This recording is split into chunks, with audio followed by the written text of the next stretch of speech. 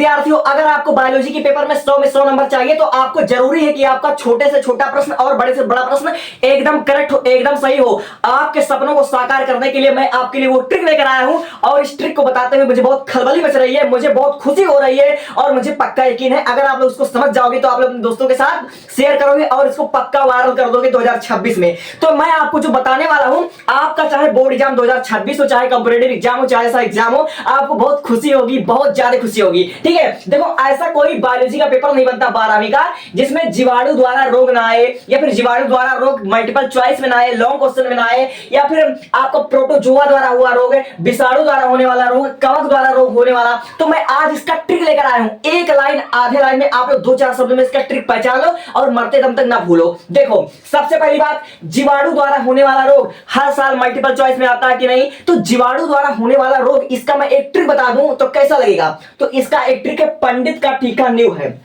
पंडित का टीका नींव है।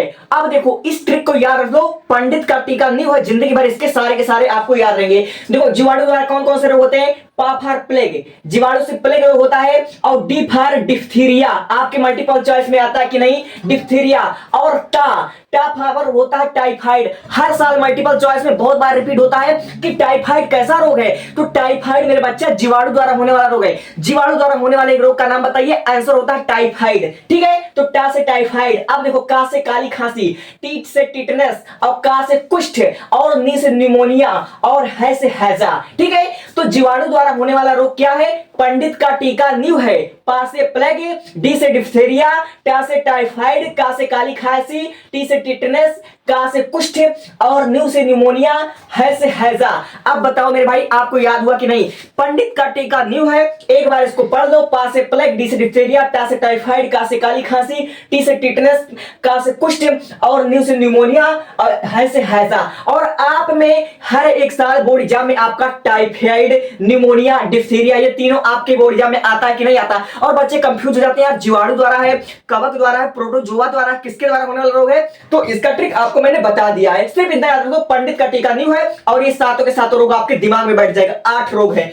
अब देखो प्रोटोजोआ से होने वाला रोग, प्रोटोजोआ से होने वाला रोग हर साल बोर्ड एग्जाम 2026 में आता है। अब देखो इसका एक ही ट्रिक है, सोने पर काम पाया, सोते सोते काम पाया, सोने पर काम पाया। देखो सा से होता है सोने की बीमारी, सोने की बीमारी किससे होती है? प्रोटोजोआ से होती है।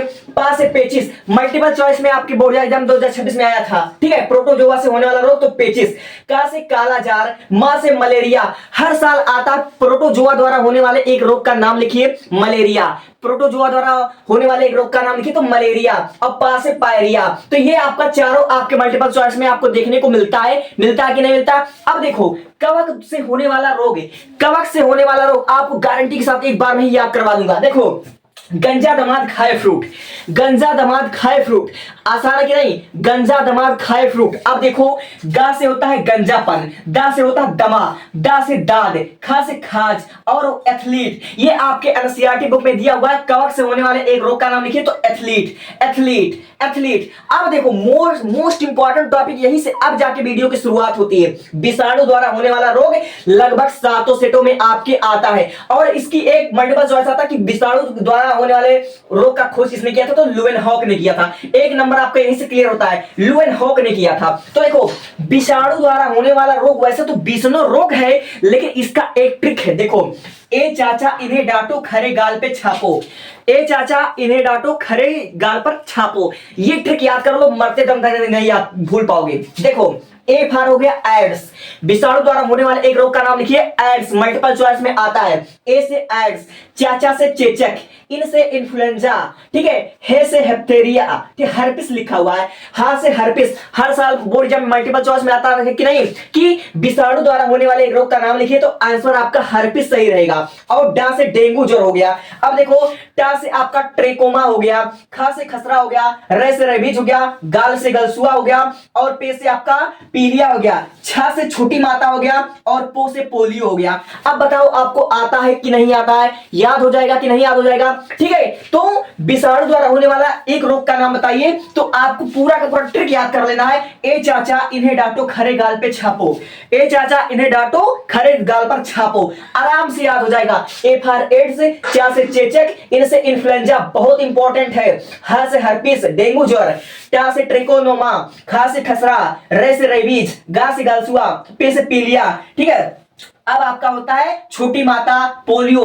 अब बताओ ये ट्रिक आपके काम का है कि नहीं। और मैं आपको एक होमवर्क देना चाहता हूं, कैंसर संक्रामक रोग है या असंक्रामक रोग है? कमेंट सेक्शन में कमेंट करो, कैंसर संक्रामक रोग है या असंक्रामक रोग है। और एक बार आपसे देख लो, जीवाणु द्वारा होने वाला रोग तो पंडित का टीका न्यू है, प्लेग, डिप्थीरिया, टाइफाइड, काली खांसी, टिटनेस, कुष्ठ, निमोनिया, हैजा।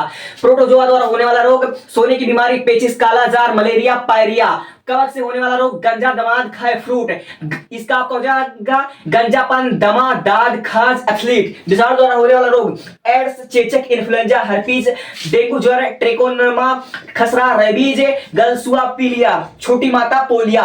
अब बताओ ये ट्रिक आपको कैसे लगा। और आपको हिंदी में ट्रिक चाहिए, केमिस्ट्री पर ट्रिक चाहिए, फिजिक्स पर ट्रिक चाहिए, इंग्लिश में ट्रिक चाहिए, किस पर ट्रिक चाहिए आपको, जिस पर भी ट्रिक चाहिए उस सब्जेक्ट का नाम लिख दो। और फिर उसके बाद आपको वीडियो कैसा लगा कमेंट करो मेरे भाई। और एक बार में याद हो जाएगा, ये आपके बोर्ड एग्जाम में भी मोस्ट इंपॉर्टेंट निभाएगा और कंपटीटिव एग्जाम की दृष्टि से मोस्ट इंपॉर्टेंट है। थैंक यू, अच्छा लगे तो सब्सक्राइब कर लेना।